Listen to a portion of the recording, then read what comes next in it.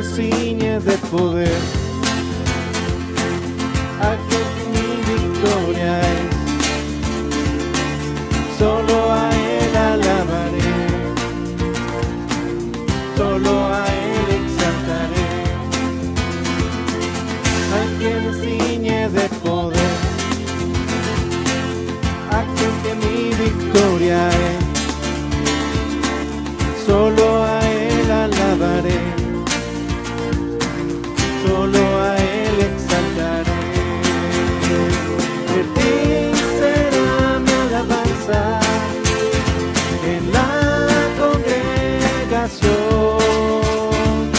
Cantaré y alabaré tu nombre, Señor. De ti será mi alabanza en la congregación. Cantaré y alabaré tu nombre, Señor. Otra vez, al que me ciñe de poder, aquel que mi victoria es. Solo a Él alabaré, solo a Él exaltaré. Vamos otra vez. Al que me ciñe de poder, aquel que mi victoria es. Solo a Él alabaré, solo a Él exaltaré. De ti será mi alabanza en la congregación. Cantaré y alabaré tu nombre, Señor. De ti será mi alabanza en la congregación. Cantaré y alabaré tu nombre, Señor. Última vez, de ti será mi alabanza en la congregación. Cantaré y alabaré tu nombre, Señor. Tu nombre, Señor. Tu nombre, Señor.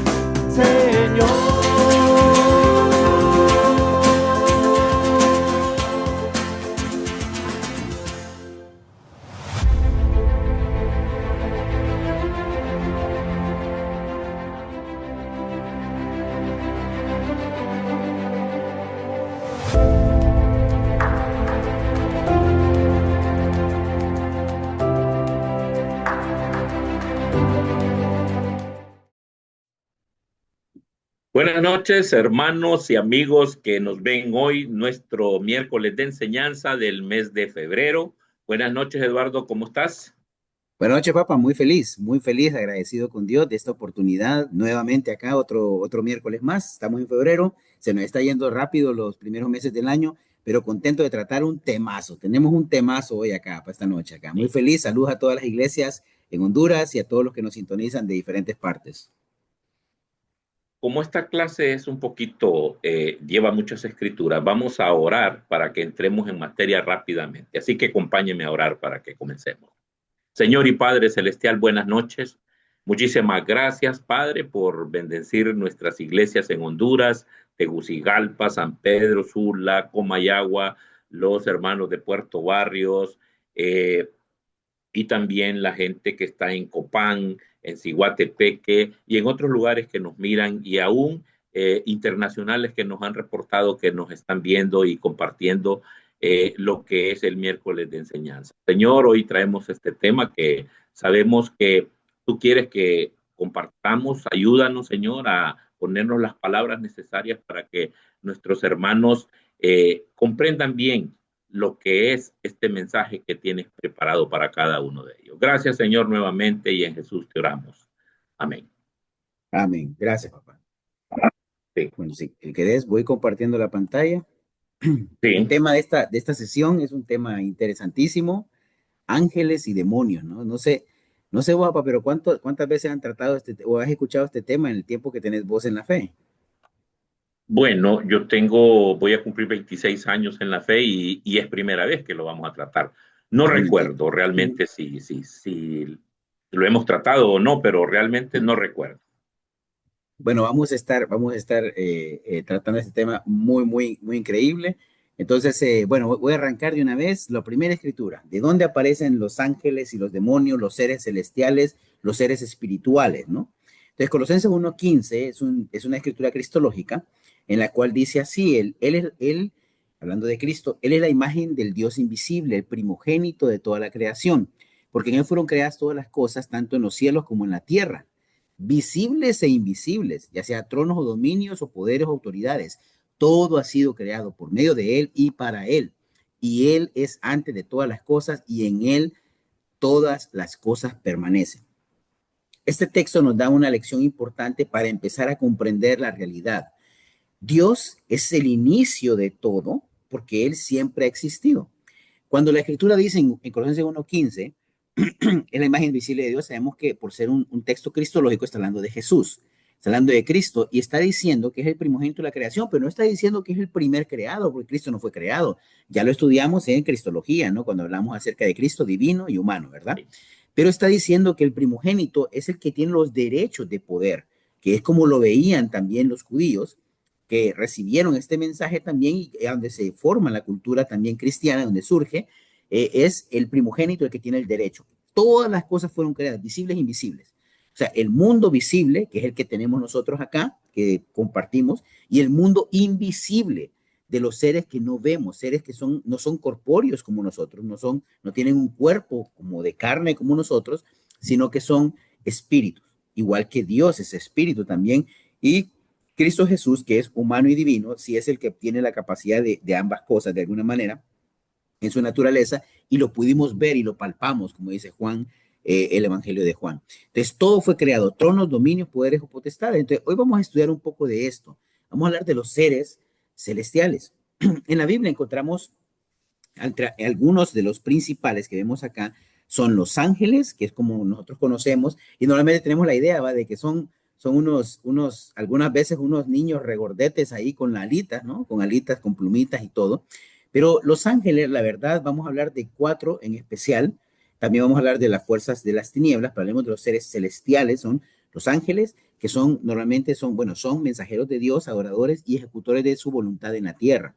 Los ángeles son aquellos que han tenido contacto con el ser humano de alguna manera en la interacción entre Dios y el ser humano, donde ha venido la revelación, donde vino la ley, donde vienen todas esas cosas. Son seres espirituales, son espíritus. Y vamos a estudiar varias características que vamos a ir viendo a lo largo de esta clase, que es muy profunda también, pero que no vamos a poder meternos tanto como quisiéramos. Los querubines. A veces uno hace la broma, ¿va? Ay, qué querubín este que me salió, ¿verdad? Para decir como qué lindo, qué bonito. No. En realidad los querubines son los guardianes, son más o menos como unos seres alados, tienen 4 alas, como lo figura la escritura, y son los guardianes del huerto del Edén. Ahí están protegiendo, digamos, el árbol de la vida para que el ser humano no tenga acceso. Entonces son seres interesantes también. Y son las figuras que se ponen en el arca del pacto.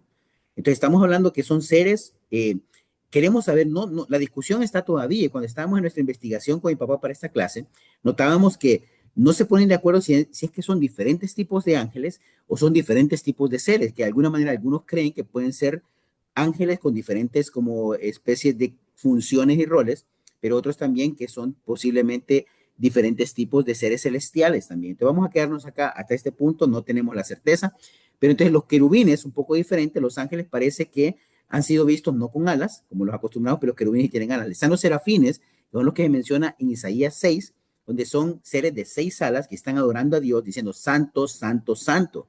Entonces, San Pedro estuve compartiendo una clase acerca de los santos también, y ahí hablamos de esto de los serafines. Entonces, los serafines son seres que están cerca, están en la corte celestial, en el lugar cerca de Dios, adorándole, o sea, tienen un nivel diferente y tienen 6 alas, menciona esa parte ahí. También están los seres vivientes que menciona Apocalipsis, y aún Ezequiel también, que son adoradores como los serafines, están en la presencia de Dios, adorando a Dios, pero tienen una apariencia, y de hecho Apocalipsis dice de león, de buey, de águila y hombre. Entonces tienen una apariencia extraña que nos cuesta entender muchos detalles de la forma como los explica el texto, pero aparentemente entonces tenemos estos como 4 tipos de seres que la Biblia nos menciona con relación a los seres celestiales. Es algo bien interesante. Vamos a enfocarnos con mi papá aquí en delante en el tema de los ángeles y lo que vemos. Querubines, serafines y seres vivientes son mencionados más puntualmente, pero la interacción más fuerte es con los ángeles, y eso es lo que vamos a estudiar hoy, y obviamente después el tema de los demonios también. Entonces, tal vez me ayudas con los términos, papá, acá de bíblicos para los Sí, ángeles. básicamente, los ángeles, pues el término generalmente usado para mensajero, enviado o embajador en el Antiguo Testamento era malak y el Nuevo Testamento ángeles.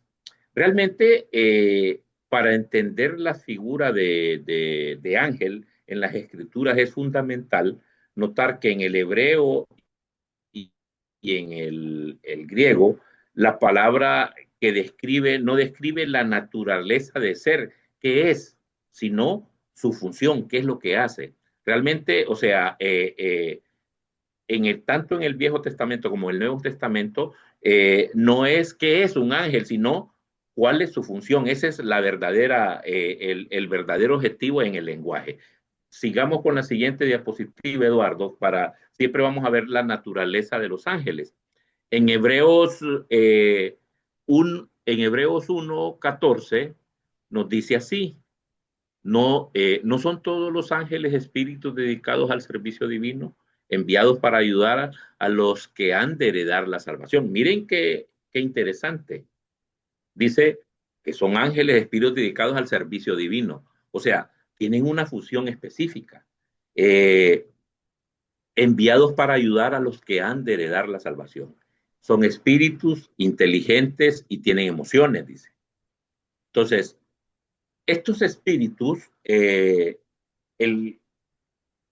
los espíritus nos revelan el carácter de Dios también.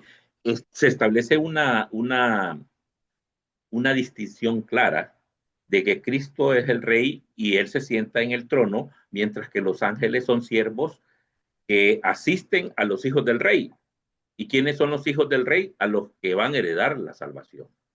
Esto corrige cualquier cosa, porque recuerden que hace mucho tiempo había gente que adoraban los ángeles. Eso es incorrecto. No podemos adorar los ángeles, recordando que ellos son compañeros de servicio que trabajan tras las bambalinas para ayudarnos a nosotros en la carrera cristiana hacia la salvación final. Vemos que los ángeles no solo sirven a los herederos de la salvación, sino aquí en la tierra, sino que también celebran a cada uno en la entrada al reino de los cielos. Después dice Lucas: les digo que si a sí mismos se alegran los ángeles de Dios por un pecador que se arrepiente, ellos realmente sienten gozo porque un cristiano se convierta. Y esa es la naturaleza de los ángeles, esa es su función, ayudarnos a nosotros a un día estar en el cielo. Eduardo. Sí, entonces aquí lo primero, entonces, papá, ya tenemos, los ángeles son espíritus, no tienen un Sí, cuerpo, carne como nosotros, son inteligentes porque son razonan, ¿no? inteligentes. O sea, Sí, siguen funciones, no solo siguen las funciones, sino también que se tienen emoción, entonces se alegran porque entienden que es un gozo grande el arrepentimiento y tienen esa emoción, ¿verdad? Otras características también, miren qué interesante, según de Pedro 2:4, Dios no perdonó a los ángeles cuando pecaron, sino que los arrojó al abismo, poniéndolos en cadenas de oscuridad y reservándolos para el juicio. Vea bien, Dios no perdonó a los ángeles cuando pecaron. Estos seres celestiales también parece que tienen un juicio moral y voluntad, porque hicieron algo por su propia voluntad, porque Dios no quiere que pequen, que hagan lo inadecuado, sino que siempre estén con Él. Y estos ángeles tienen una naturaleza distinta a la nuestra. Ya lo vamos a estudiar también cuando vemos el tema de los demonios. Judas 1:6 dice que, y los ángeles que no mantuvieron su posición de autoridad, sino que abandonaron su propia morada. los tiene perpetuamente encarcelados en oscuridad para el día, para el juicio del gran día. Vemos dos textos difíciles también, Pedro y Judas, la segunda carta de Pedro y la carta de Judas, tienen mucha cercanía y nos hablan claramente de que podemos concluir acá. Por ejemplo, hay mucho más que hablar y cómo, podrías preguntarte ahí, ¿y cómo es esto que abandonaron su propia morada? ¿Qué significa? No tenemos los detalles, no tenemos los detalles y podríamos especular y vamos a dar algunas teorías, pero no queríamos que tomaran como que es un mandato, es algo que podemos razonar, pero lo que aquí tomamos en cuenta, la naturaleza de los ángeles es que tienen un juicio moral. Si pueden ser juzgados, es que tienen un juicio moral. Y si pueden hacer lo que no es adecuado, es que tienen voluntad propia también. No es que están sujetos nada más a hacer exactamente esto, sino también que Dios los dotó de esa capacidad. Y veamos también acá, mirad, en 2 de Reyes 6, 15 al 17 dice, y cuando el que servía al hombre de Dios se levantó temprano y salió, vio que un ejército con caballos y carro rodeaba la ciudad. Y su criado le dijo, ah, señor mío, ¿qué haremos? Y él respondió, no temas, porque los que están con nosotros son más que los que están con ellos. Eliseo entonces oró y dijo, oh Señor, te ruego que abras los ojos para que vea. Y el Señor abrió los ojos del criado y miró que el monte estaba lleno de caballos y carros de fuego alrededor de Eliseo. Hay un mundo espiritual. Ya vimos en los pasajes anteriores, estos seres son espíritu, tienen inteligencia, tienen voluntad, tienen emociones, tienen un juicio moral y tienen también voluntad propia. Entonces, vemos estas características de estos seres angelicales y vemos acá que no los podemos ver porque son espíritus. Pero si Dios nos da la capacidad, podemos llegar a verlos. Y miren lo que estaba pasando acá en este texto. O sea, el criado no miraba y Eliseo estaba relajado. Nos van a atacar. Yo estoy tranquilo. ¿Por qué? Porque tengo un ejército acá. O sea, Eliseo, Dios le dotó de la capacidad para poder ver el mundo espiritual que nosotros no vemos. Y a veces nos damos cuenta que alrededor nuestro puede estar un ejército también de ángeles que están guardando de nosotros porque son seres también al servicio de los hijos que hemos de heredar la salvación. Ya vamos a hablar, no es que somos mejores que ellos, hermanos, o sea, no nos necesitamos orgullosos porque no vamos a pecar de arrogancia, pero es importante este dato. Sigamos entonces, vamos viendo, vamos tratando de ir porque primero queremos que entiendan bien estas ideas para que vean la naturaleza de los ángeles y después lo que pasa con el tema de los demonios. Adelante, papá. Ok. En Mateo 22, del 29 al 30, Jesús contestó, ustedes andan equivocados porque desconocen las escrituras y el poder de Dios. En la resurrección, las personas no se casarán ni serán dadas en casamiento, sino que serán como los ángeles que están en el cielo. Número uno, que no tienen género y no se reproducen. ¿Qué estaba pasando en esta escritura?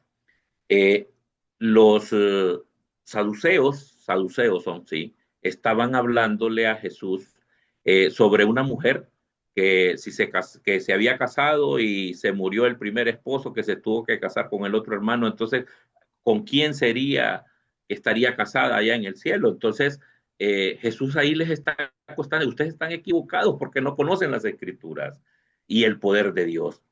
En la eternidad ya no es necesario, pues, estar casado, porque dice ahí que nosotros vamos a ser transformados.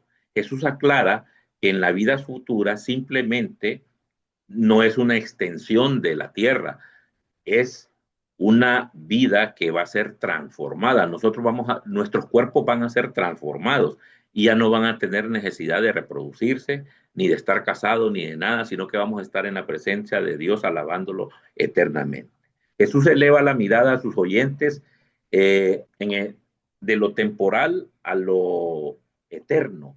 Nos enseña que el cielo no es una versión mejorada de la tierra, sino una realidad del poder de Dios que hace que las instituciones terrenales, como el matrimonio, queden satisfechas con la comunión perfecta de lo que es Dios. Así que, según lo que nos lleva a la escritura, es que ya nosotros no vamos a tener género, no vamos a reproducirlos, no va a haber necesidad. La otra escritura, por favor, Eduardo. En Hebreos 13:2, permanezcan en el amor fraternal, no se olviden de mostrar hospitalidad, porque algunos de ellos, sin saberlo, hospedarán ángeles. pueden tomar apariencia humana. Los ángeles pueden tomar apariencia humana. Y no se olviden, dice, de la hospitalidad. Cuando hablamos de hospedar personas, eh, esta escritura de Hebreos no nos pide que andemos buscando.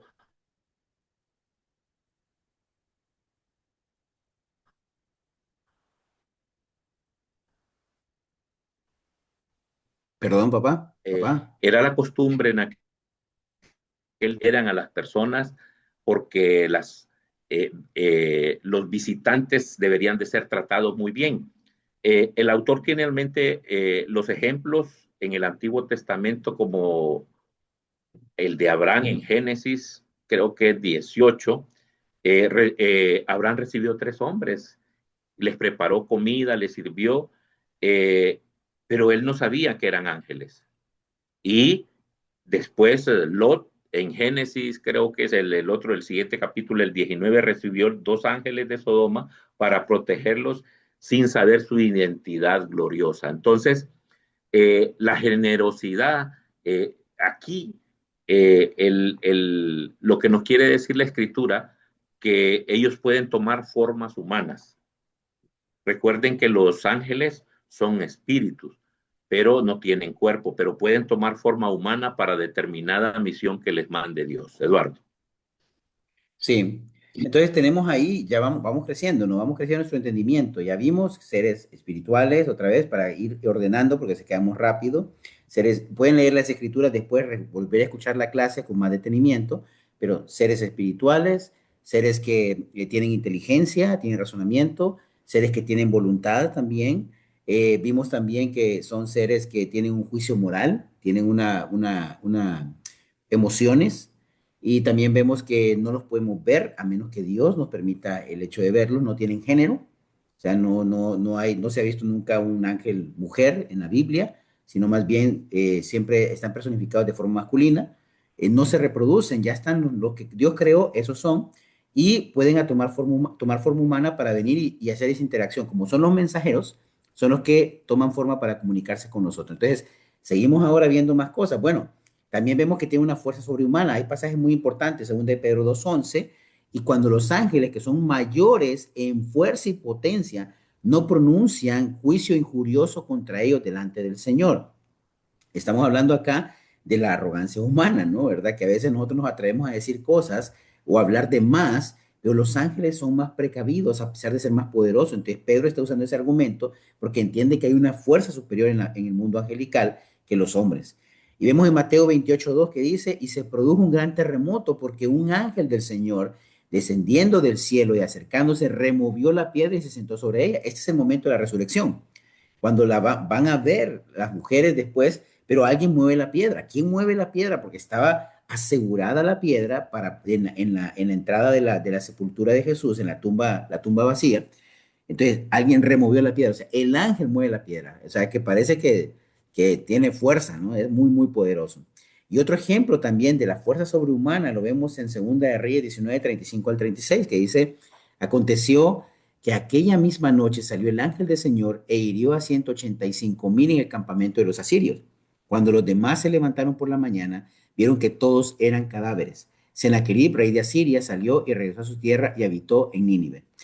¿Qué pasaba acá? Bueno, aquí fue un sitio, se sitió a Jerusalén, ya el reino asirio había conquistado el reino del norte de Israel, entonces tenía el control, allá por el 722 fue conquistado el reino del norte, aquí estamos como en 705, por allá ya no recuerdo bien, me debo bien el dato, pero sí, ya va a también sitiar Jerusalén, que estaba más al sur, y pues el rey acude a Isaías como el profeta para ayudarle, y al final Dios acude en ayuda. Estaban sitiados, estaban ya rendidos prácticamente, y Dios en su misericordia hace que el ángel del Señor, un ángel, hiriera a 185,000 asirios. O sea, era un ejército monstruoso lo que teníamos ahí, una movilización de algo. Imagínate, si uno mira, por ejemplo, un estadio, ¿cuánto tiene un estadio, papá? Los estadios más grandes del mundo, unas 100,000 personas, lo más. Y mil O sea, personas, sí. entonces imaginemos 2 veces ese tamaño de un ejército. Entonces, evidentemente es muy poderoso. Los ángeles son seres sumamente poderosos y son seres que están más allá de nuestra comprensión, ¿verdad? Ellos también. Entonces, esto es importante. Está la otra parte también ahora. ¿Cuántos son? ¿Cuántos ángeles habrán? Papa, ayúdame. Entonces Jesús les dijo en Mateo 26, del 52 al 54, vuelve tu espada a su sitio, porque todos los que toman la espada, a espada perecerán. O piensan que no puedo rogar a mi Padre, y Él pondría en mi disposición ahora mismo más de 12 legiones de ángeles. Pero ¿cómo se cumplirán entonces las escrituras si dicen que así debe de suceder? Es imposible, dice aquí, determinar la cantidad, pero son multitudes. Cuando en esta escritura realmente se muestra el equilibrio perfecto entre la omnipotencia de Cristo, que manda a los ángeles, y su humildad, ¿va? Se entregó voluntariamente, pero aquí estamos hablando de 12 legiones. Cuando hablamos de 12 legiones, imagínense que una legión son 6,000 hombres, creo que son, ¿verdad? 6.000, sí. Ajá, por 12, ¿cuántos son entonces? 72,000. 2.000. 72.000. 72,000, ¿va? Ok, 12 legiones son 72,000 ángeles que Jesús les dijo que para que lo vinieran a proteger, ¿va? Imagínense la cantidad. O sea, entonces ahí es cuando se recuerda que los ángeles no actúan en forma independiente, sino que están totalmente sujetos a la voluntad de Dios y al cronograma de la salvación. Jesús prefirió en este momento ser arrestado de pedir estas 12 legiones, ser arrestado para que se cumpliera así la palabra y la escritura, y nosotros pudiéramos tener el beneficio de la salvación. La siguiente, Eduardo. Actividad angelical. Fíjese que en la actividad, esta actividad de los ángeles continuamente alaban y glorifican a Dios, ya lo habíamos hablado. Eh, Hay un grupo que está especialmente en el trono cuidando cada una de las actividades que Dios tiene. Revelan y comunican mensajes de Dios a los humanos. Hay algunos que tienen esas misiones, como hablábamos en el Antiguo Testamento, vaya, Abraham, Lot, ya hablábamos de esa representación que recibieron ángeles con figura humana. Ministran a los creyentes, protegen, observan y atienden necesidades espirituales. Miren qué bien, o sea, cuando Dios necesita ayudar a alguien de forma especial, lo hace a través de ellos, los protege, los observa y atiende las necesidades espirituales de los que estamos aquí. Ojo, siempre mandados por Dios. Llevan juicios sobre los enemigos de Dios, son mensajeros, llevan y traen mensajes hacia los humanos. Implicados en la segunda venida. Fíjese que dice la palabra que ellos van a ser los que van a venir con Jesús para la segunda venida de Él. Y esa es la parte más importante porque no sabemos cuándo va a ser ni cómo va a ser, pero nos sentimos alegres tener esa esperanza que un día Jesús va a estar nuevamente con nosotros. Eduardo. Sí, entonces en esta actividad es importante, además lo que decía mi papá, veamos esa característica. Ahí están las escrituras para que las puedan revisar ustedes también con calma, porque esto es un brochazo que les damos y la herramienta para que puedas profundizar.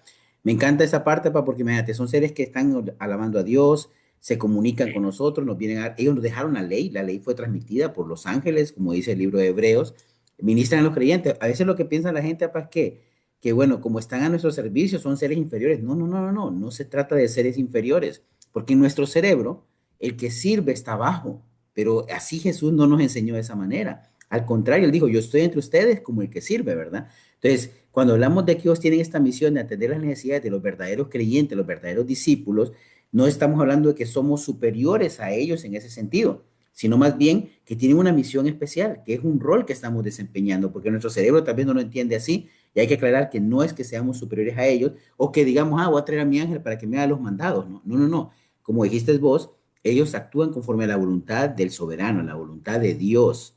para ayudarnos en todo esto y están cuidando del pueblo santo. Ustedes se recuerdan cuando Pedro es rescatado por un ángel de la cárcel, que también Pablo también. Entonces, hay mucho servicio que se da al pueblo de Dios. Llevan el juicio y miremos la muerte de los 185,000 asirios, miremos la muerte también de los primogénitos de Egipto, ejecutan la Sí. sentencia de Dios y hacen ese trabajo duro. Y lo que hablabas de la segunda venida, ¿verdad? Que ellos serán los que vengan ahí con Jesús, toda la gloria, y sí veremos toda la gloria de Jesús con sus ángeles acá.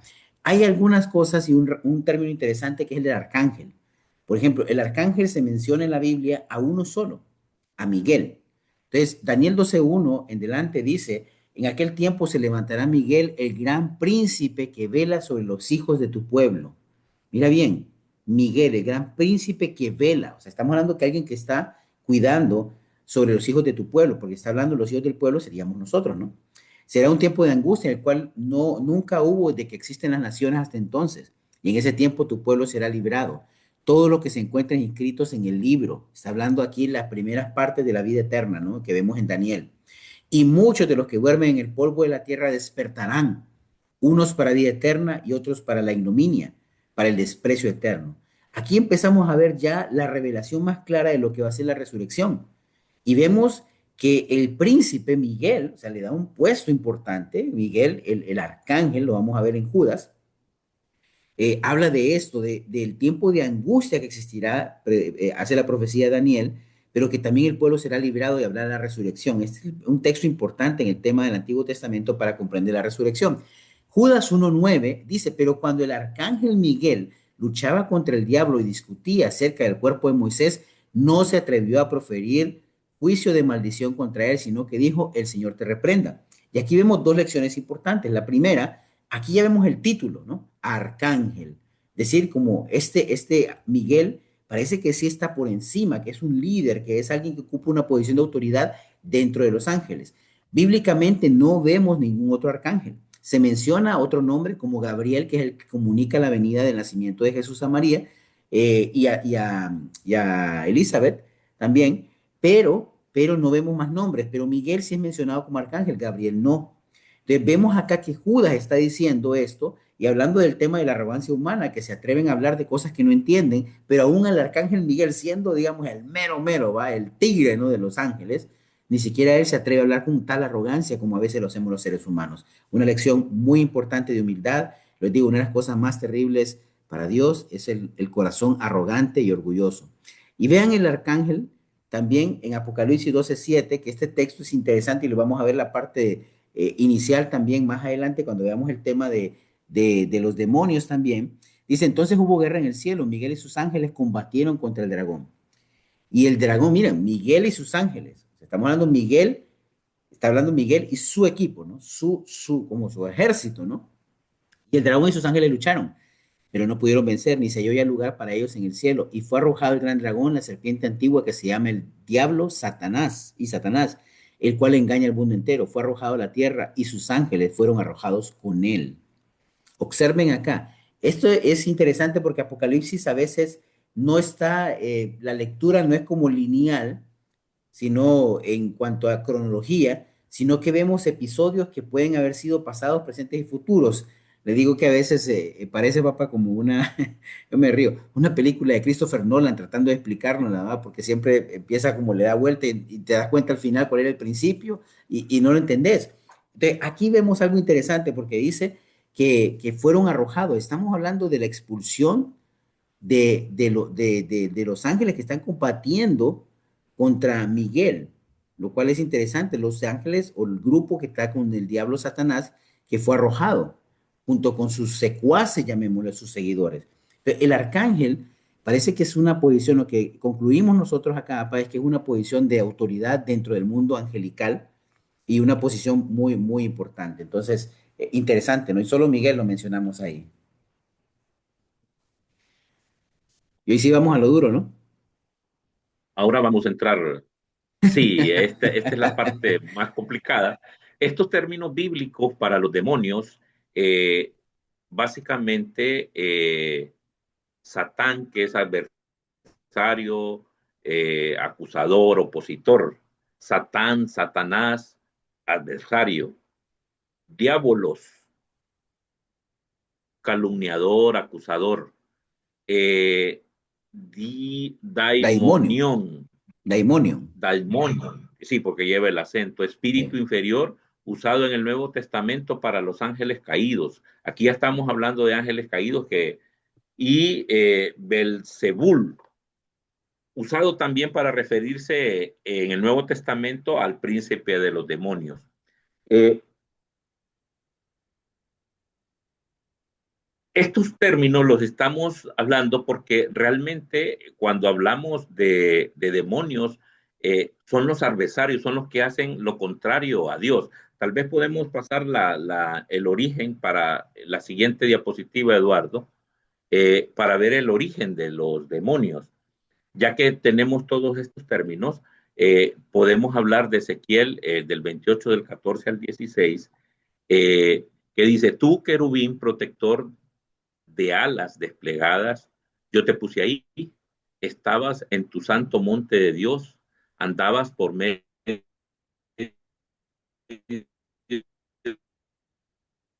perfecto eras en tus caminos desde el día que fuiste creado hasta la inequidad se halló, hasta que la inequidad se halló en ti. A causa de la abundancia de tu comercio, te llenaste de violencia y pecaste. Yo pues te he expulsado por profano del monte de Dios y te he eliminado, querubín protector, de medio de las piedras de fuego. ¿De qué está hablando aquí? Este pasaje, en el trasfondo, Ezequiel nos muestra la caída, que la caída no fue por falta de conocimiento, sino que fue el abuso que tuvo de libre albedrío al querer ser igual al Creador. Aclara que incluso fue creado por Cristo, o sea, este es el origen de los demonios, o sea, dentro de los ángeles hubieron ángeles que cometieron pecado o se pusieron en contra de Dios y por eso fueron expulsados.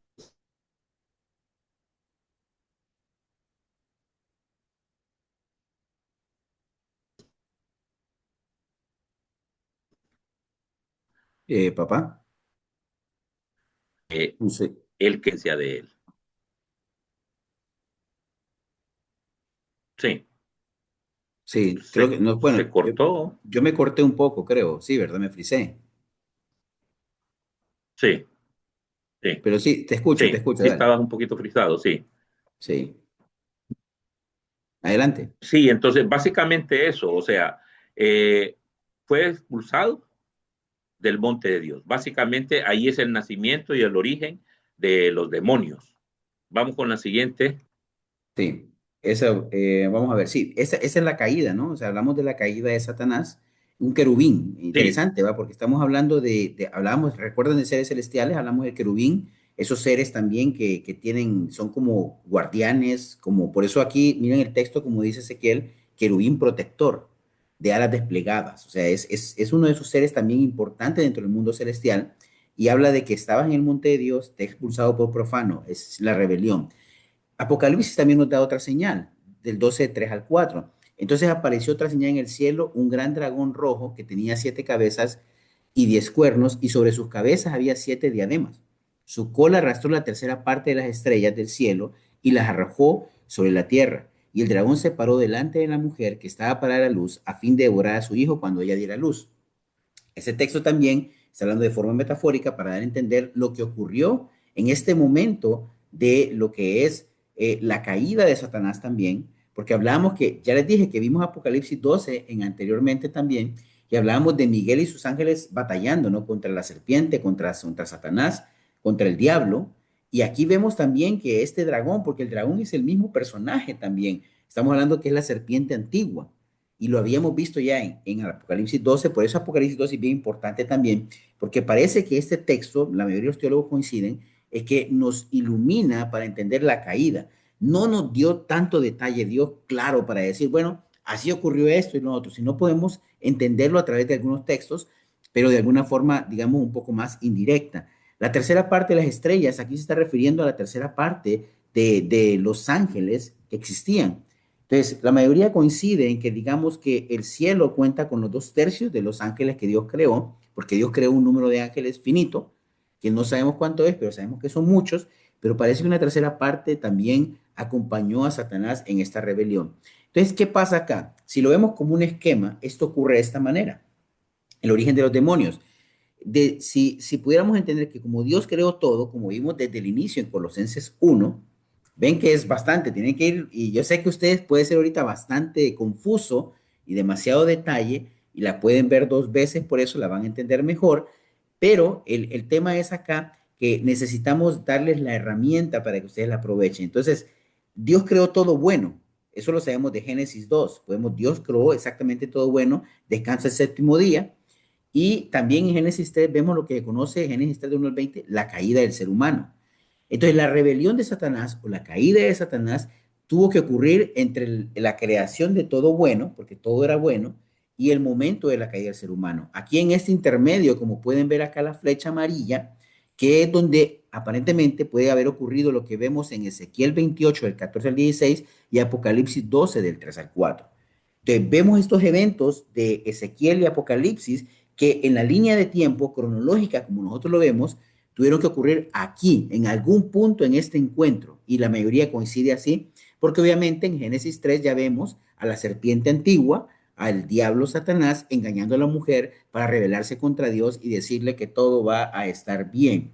Entonces, esto es clave para entender esto en el tema del origen de los demonios. ¿En qué momento ocurre en esto? ¿Cuándo pasó? Bueno, no tenemos los detalles, pero sí podemos inferir que ocurrió en el lapso entre la creación buena y perfecta y la caída del ser humano.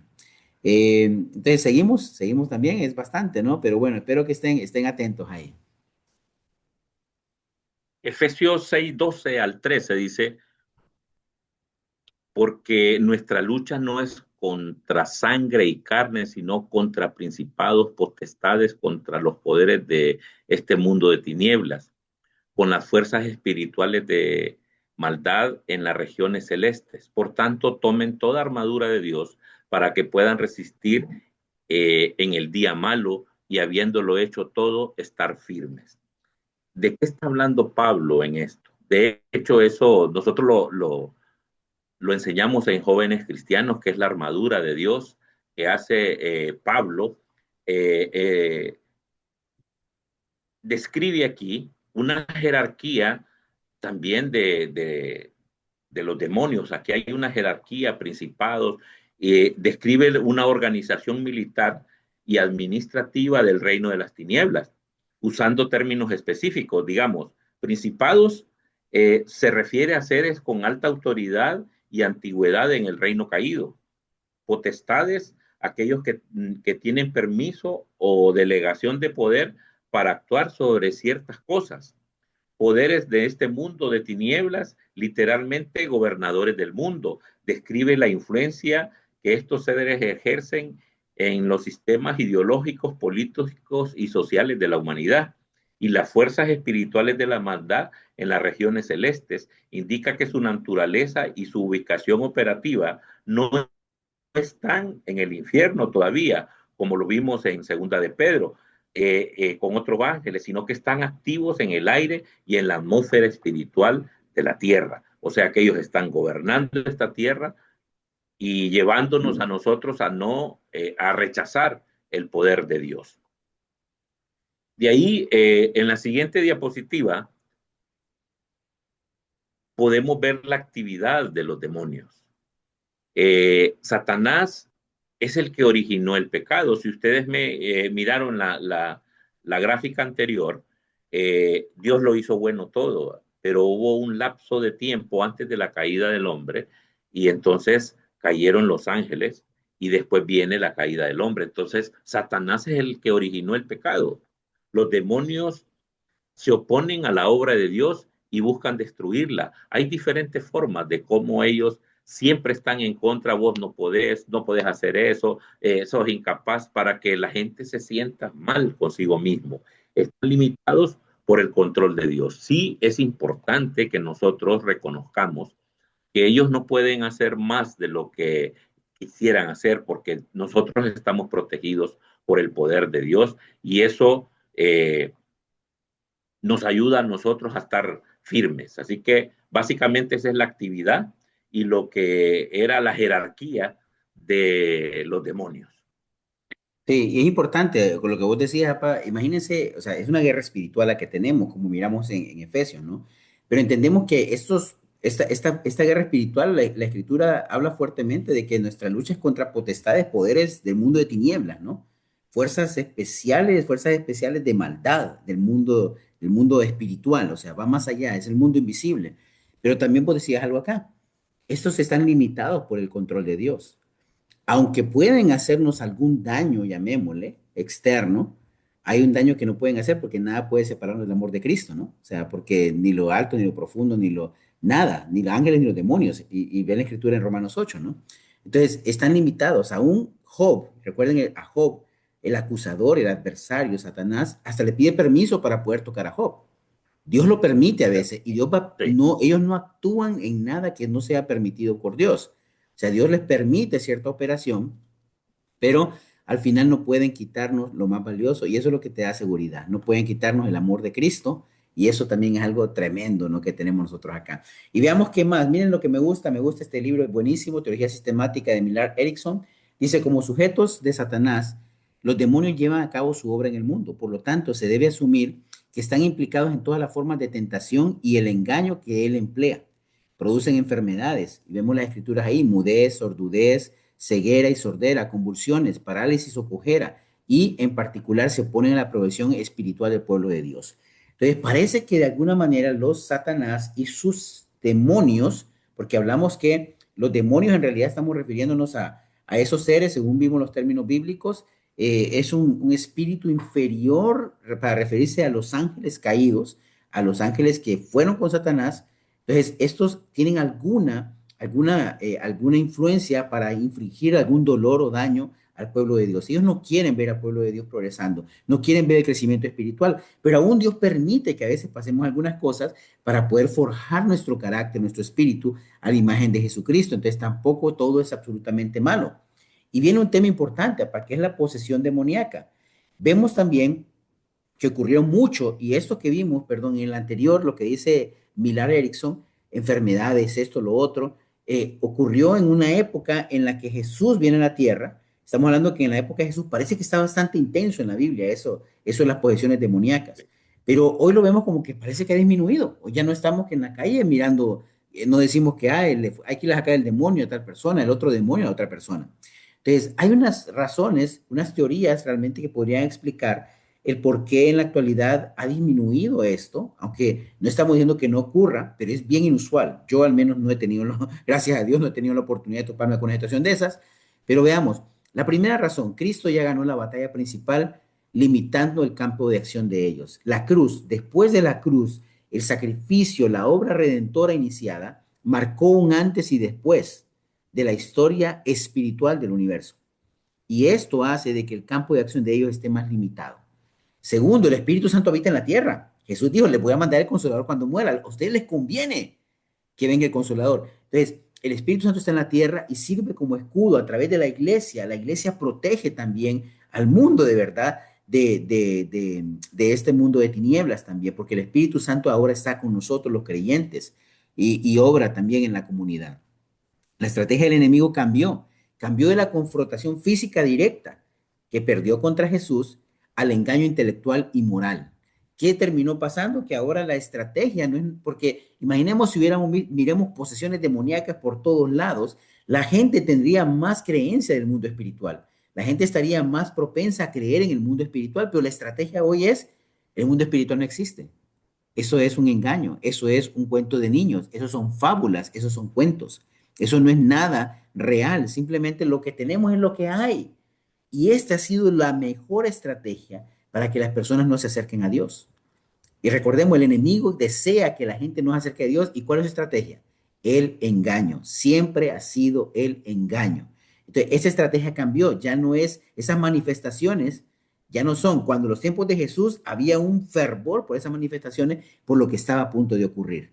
Y por último, un verdadero creyente no puede ser poseído porque ya el Espíritu Santo habita en él y es posesión de Dios. Fuimos sellados para ser una posesión exclusiva de nuestro Señor. Le pertenecemos a Él. Así que cuando usted ore todos los días por la mañana, diga, Señor, te pertenezco, eres mi Rey, eres mi Señor y mi vida te la debo a ti. Todo lo que tengo, mis negocios, mi vida, mi trabajo, todo te pertenece, mi Dios, y te honro con lo mejor de mi vida porque eres a quien yo amo. Y ahí usted sabe a quién le pertenece, ¿no?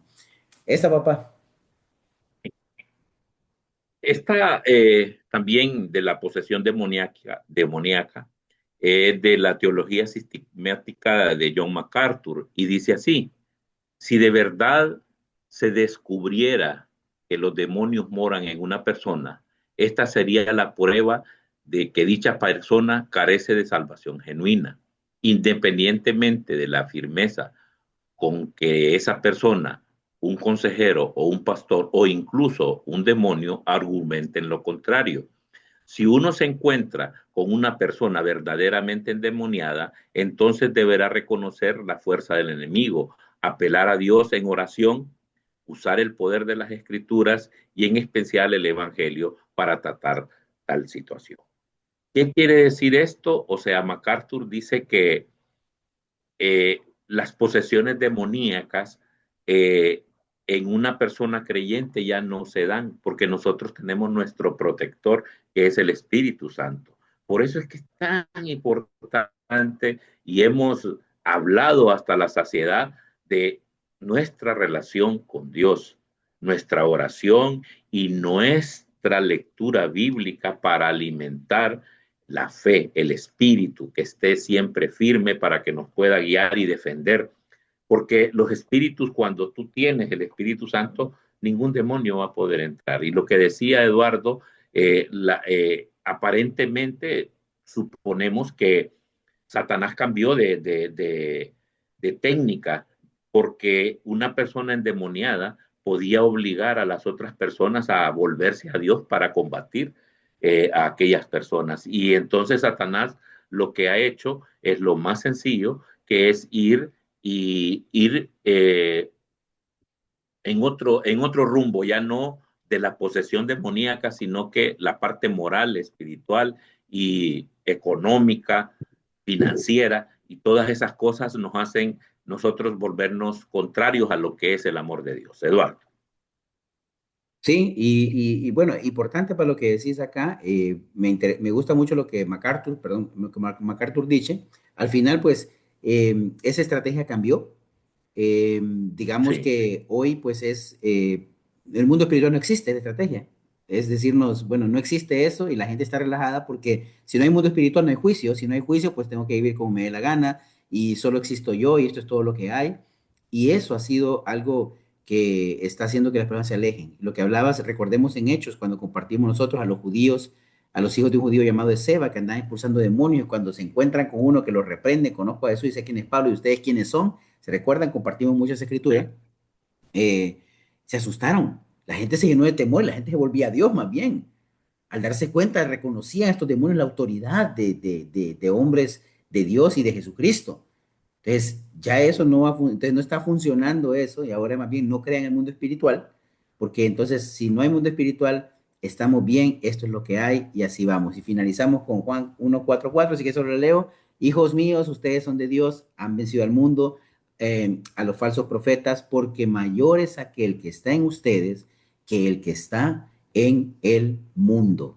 Entonces tenemos acá una declaración muy potente, muy poderosa, en la que decimos, mayor es el que está en ustedes. Yo pienso, papá, y aquí terminamos ya la sesión, y creo que logramos ir casi a tiempo para terminar una conclusión, vemos un brochazo del mundo espiritual. No podemos desarrollar tanto como quisiéramos en una sola sesión, pero ustedes pueden estudiar más del tema. Vemos un poco del origen, la naturaleza de los ángeles, seres celestiales, cómo ocurre la caída, cuándo ocurre esto, cómo afecta, pero también la certeza de que más grande es el que está conmigo. Yo quiero dejarlo con eso en su corazón.